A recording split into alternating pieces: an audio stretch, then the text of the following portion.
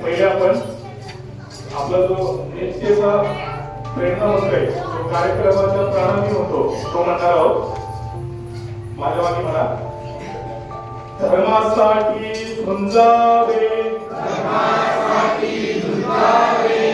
झुंजोळी अवघ्यासी मारावे,